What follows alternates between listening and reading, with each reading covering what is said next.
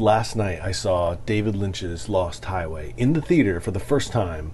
There are a couple things that I noticed about it. I would guess David Lynch would probably have been okay with different people having different theories about what things are.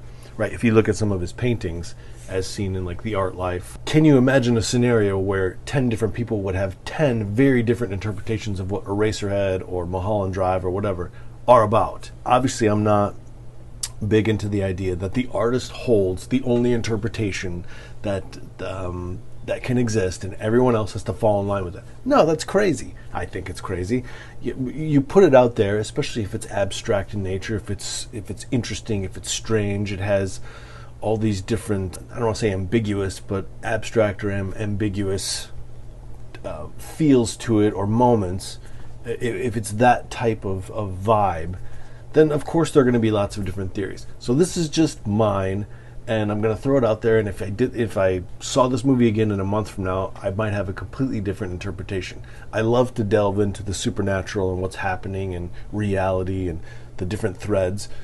Sometimes I like to see a movie where it touches on those things, or it fully embraces those things, or it goes nuts with those things, but then dial it way back and say, I think it's simply about this. And that is what this is going to be about. So let me just say, if you haven't seen it, spoiler alert, although it's from like the 90s, here's what I think the movie is about. You've got Bill Pullman's character, Patricia Arquette's character, they're married. I think that you're dealing with a marriage where the woman is not sexually satisfied. He can't satisfy her, so she starts to cheat. He suspects it. He murders her. And then when he's in the jail cell, having his headaches and screaming, I think the entire rest of the movie is an hallucination, or he imagines that, or he has some sort of a vivid, lucid dream about it. And at the end, when the cops are chasing him on the highway, when he gets caught, because he's going to get caught, he wakes up in his cell the next day, and it was all a dream. I don't want to say a dream, but he hallucinates it in some ways. He imagines the rest of the movie. That's it. That's what I think it is about. It's about a guy who was frustrated with his life, took a violent, horrible action, and then imagines himself in a better light, younger, better at sex. He is on the other side of someone who's being cheated on, and he becomes one of the cheaters. So he's, in his own mind, kind of redeeming those things. Now, there's a lot of little things that you maybe can't explain, like Robert Blake's creepy-ass character.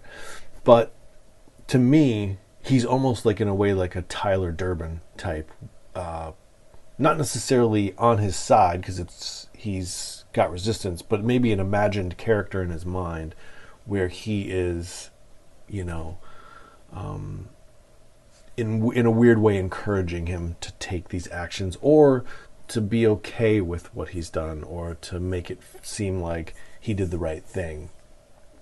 And there's kind of weird things that make me think that this could be imagined, other than what I just gave you. At the party, when Robert Blake comes up to him and he says, I'm at your house right now, call me. Back then you had a landline, you had to call, and someone had to be there to answer.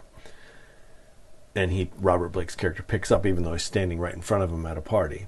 And he goes, that's really fucking strange, man. But he doesn't have the typical reaction that someone would have. Like, if that happened to me, or probably most people, there would be an altercation at that party saying, like, I need to know the answer to what you're doing, why there's someone in my house that just picked up my landline. How is that happening? We're calling the police, we're going there.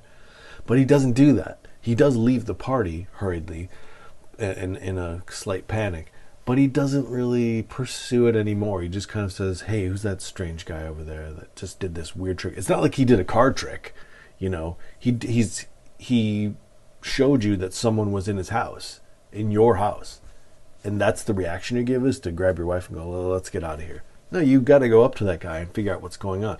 So I think in his own mind, he kind of knows that he might be mentally losing it.